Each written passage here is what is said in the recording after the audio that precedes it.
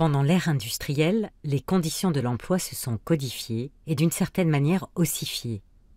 En mai 68, notamment en France, les salariés réclament plus de liberté et d'initiative. Si on a une forme de travail qui est en permanence interchangeable, une forme de travail qui n'a pas de qualité, qui est du travail sans qualité, du travail que n'importe qui peut faire et qu'on peut aller faire n'importe où, finalement. Il semblerait que ce travail-là, ça correspondait bien au temps industriel. Ça correspondait bien à une période qui va, je ne sais pas, disons du début du 19e siècle peut-être jusqu'aux années 1900, 1960. Au moment où on va avoir à la fois une production et une consommation de masse. Et puis, on a eu tout un discours à partir des années 1970, tout un discours autour de la différenciation du produit. C'est-à-dire qu'on ne va plus produire des 2 chevaux grises en série avec toutes les mêmes options, mais tout un tas de produits qui vont être différenciés en fonction des goûts du consommateur. Et que ça va amener également la différenciation des tâches de l'ouvrier. L'ouvrier va pouvoir être plus polyvalent. C'est tout le discours autour non plus du taylorisme, du travail parcellisé à la tâche, mais du toyotisme. C'est-à-dire que les ouvriers vont pouvoir changer de tâche, on va avoir des contrôles de qualité, on va remonter la chaîne du travail, etc. Et puis, avec l'arrivée des nouvelles technologies, dans les années 80-90, on a encore un discours autour du travail qui se requalifie, au sens où on va avoir besoin de personnes très hautement qualifiées qui vont pouvoir appliquer leurs compétences à des outils complexes.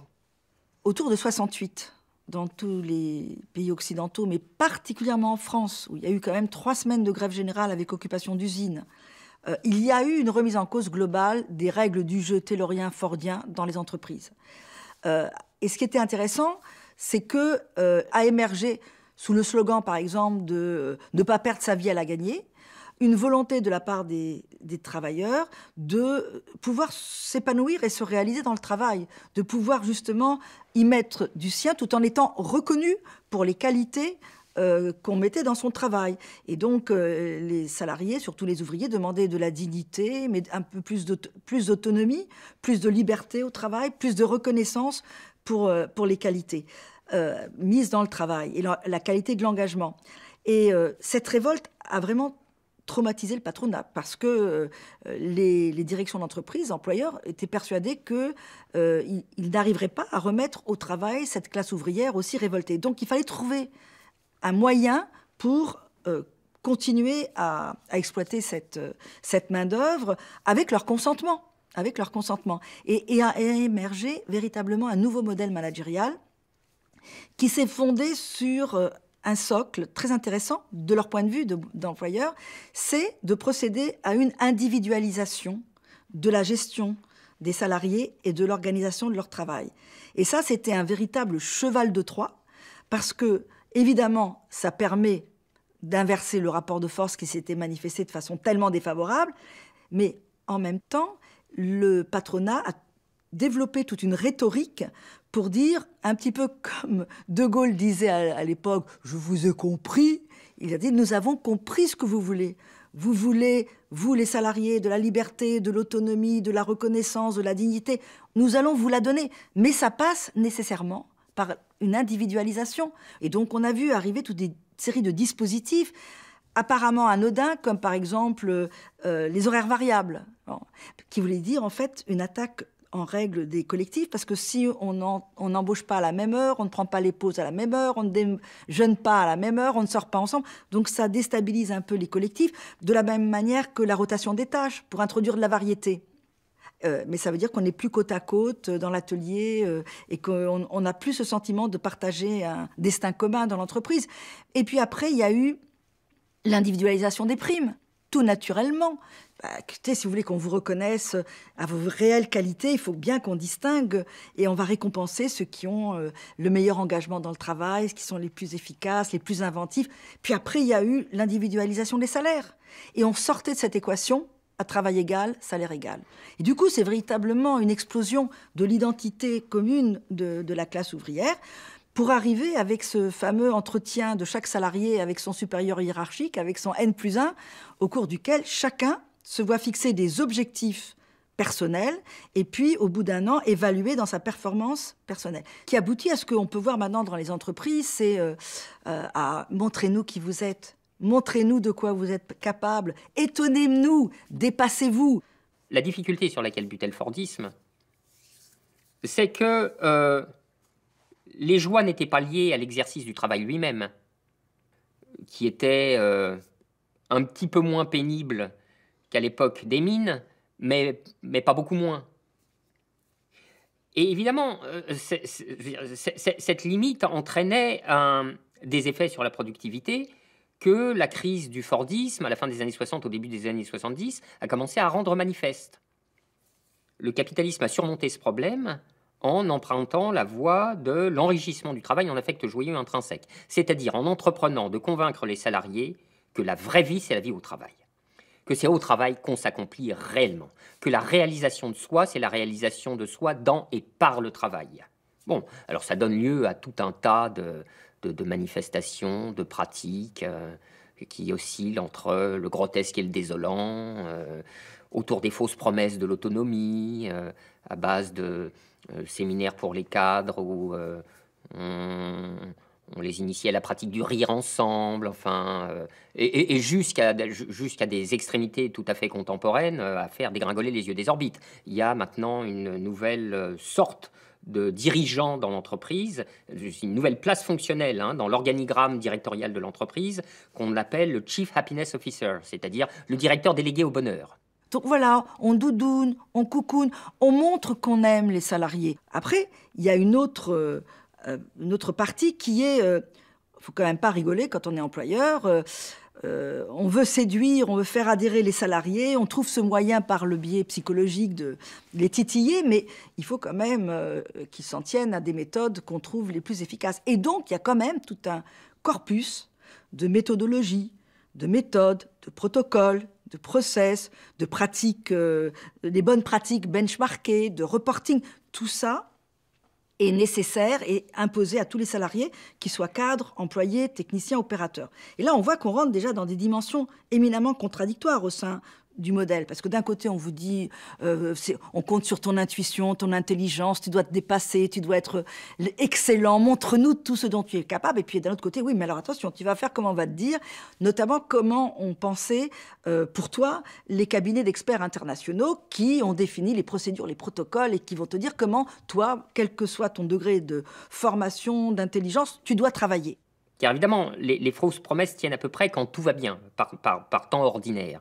Mais dès qu'il y a une situation de crise, ce sont les enjeux vitaux du capitalisme qui font immédiatement résurgence, c'est-à-dire, bah oui, il va falloir relever la productivité, il va falloir fermer des sites, il va falloir baisser les coûts, il va falloir réaugmenter la rentabilité pour les actionnaires, etc., etc. Et tout ça va se faire au knout, c'est-à-dire le Chief Happiness Officer, il la mettra en veilleuse pour un moment, ou alors il tentera de passer du baume et de l'onguent sur ce désastre productiviste et financier.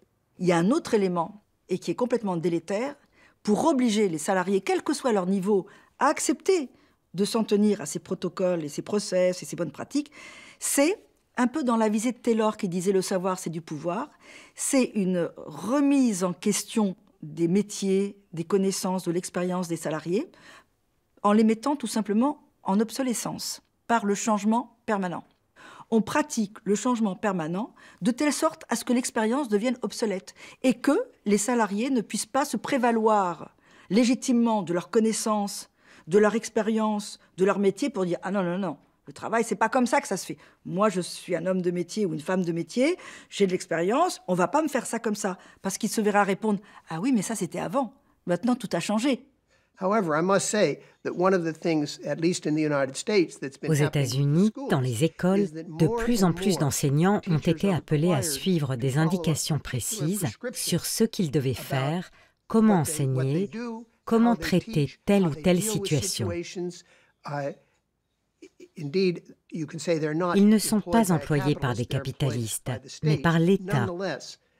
On trouve là toutes les caractéristiques d'une relation employeur-employé dans une entreprise privée. La façon de travailler du secteur privé s'est répandue dans le secteur public. On fait ce qu'on nous dit de faire. En fait, notre capacité à faire usage de notre jugement, à avoir de la créativité, a tendance à être combattue. On perd le contrôle, le pouvoir sur ce qu'on fait. Et l'idée, c'est que les salariés se raccrochent à toutes ces procédures, ces protocoles, comme à des bouées de sauvetage, parce que en réalité, ils sont dans un univers où tout bouge tout le temps. On restructure les départements et les services sans arrêt, on recompose les métiers, on change les logiciels, on externalise puis on réinternalise des activités, on impose une mobilité systématique à la hiérarchie intermédiaire, on fait des déménagements géographiques pour que les gens ne se connaissent plus, ne connaissent plus leurs clients, les services dont ils dépendent, etc. Et bref, tous les repères professionnels basculent et les salariés se trouvent plongés dans ce que moi j'appelle une précarité subjective. D'où cette fatigue, ce sentiment d'épuisement qu'on appelle le burn-out. Il faut tout le temps recommencer, c'est jamais fini. Et en plus, un effondrement personnel qui vient du fait qu'on n'a plus confiance en soi-même. Le risque d'atteinte à la santé mentale était pratiquement inconnu dans le monde de l'industrie classique. Justement, celui de... Ce qu'on risquait, c'est l'abrutissement. On est abruti, bon, mais ça ne vous rend pas délirant. Or, là, ce qu'on observe, alors là, le droit est un bon révélateur, les problèmes de santé mentale émergent dans le Code du travail français, je crois que c'est fin des années 80, début des années 90. On voit apparaître, il faut faire attention à la santé mentale. Bon, qu'est-ce qui se passe? Alors depuis, ça, il y a eu une montée en puissance. Les suicides au travail ne sont que la fameuse part émergée de l'iceberg, parce qu'il y a tous les troubles, la dépression, il y a tout un coup. Et des statistiques sont très impressionnantes. Je crois que c'est en janvier 2018, les statistiques de l'assurance maladie en matière d'accidents professionnels en France, on voit une très légère baisse des accidents déclarés et maladies professionnelles. Et une multiplication par 7 des affections psychiques en 5 ans. Par 7 en 5 ans. Donc, nous sommes face à des modes d'organisation du travail qui créent de la souffrance mentale, dans toutes les organisations. Et ça, c'est quelque chose qui est construit comme une stratégie, parce que moi, j'avais entendu, dans les années 80, deuxième partie des années 90, un responsable de France Télécom, dont on sait ensuite qu'est-ce qu'il en est advenu, me dire, vous savez, madame, quel est mon vrai boulot? Je dis non, dites-moi, mon boulot, c'est de produire de l'amnésie. Ah, je dis, bon, ça veut dire quoi? Je suis là pour faire en sorte que les agents, puisqu'à l'époque c'est les agents, oublient les valeurs professionnelles, les valeurs de service du public, les règles du métier qu'ils avaient auparavant, parce qu'on va amorcer un virage commercial, qu'on va totalement transformer l'entreprise. Et donc, je veux faire table rase de tout ce qu'ils ont dans la tête pour qu'ils soient réceptifs à toutes les nouvelles manières de travailler qu'on veut leur voir prendre. Je dis, oui, mais comment on fait pour créer de l'amnésie? Il m'a dit, madame, c'est très facile. Il faut secouer le cocotier en permanence. Je dis, ça veut dire quoi? Bouger. Alors, à l'époque, il me disait, les faire sortir de leur routine, de leurs habitudes, de leur réseau de complaisants. Il faut bouger les choses, parce que de cette façon-là, ils seront perdus un peu et seront bien contents de nous écouter et de nous suivre quand on leur dira comment il faut travailler. Est-ce que le travail aujourd'hui a été une montée en compétences? Est-ce qu'il a été une montée en polyvalence? Eh bien, peut-être pas, en fait. Peut-être que les nouvelles technologies, le travail qu'on doit leur appliquer, soit il est inexistant, puisque ce sont des algorithmes qui vont produire le travail, soit finalement, il est du pur travail abstrait, c'est-à-dire n'importe qui peut le faire. N'importe qui peut faire des PowerPoint pour préparer la prochaine réunion de brainstorming où on parlera de la réunion suivante qui aura trait à comment on pourrait faire pour améliorer les process. Donc, une réunionnite sans fin, si vous voulez, avec un travail complètement interchangeable, qu'à peu près n'importe qui aurait le bac pourrait faire, en gros. Et ce travail, finalement, il devient pratiquement dénué de sens. Donc on en vient à une idée selon laquelle bien, on ne voit pas à quoi il sert. On ne voit pas à quoi il sert, probablement parce qu'il ne sert à rien. Et on est peut-être arrivé, malgré tous les discours autour de la montée en compétences, on est peut-être arrivé à la forme pure du travail abstrait. C'est-à-dire du travail qui ne sert plus à rien, qui ne produit rien, et finalement qui est seulement comptabilisé. Comptabilisé, comme nous le disait Marx, en temps ou en tâches.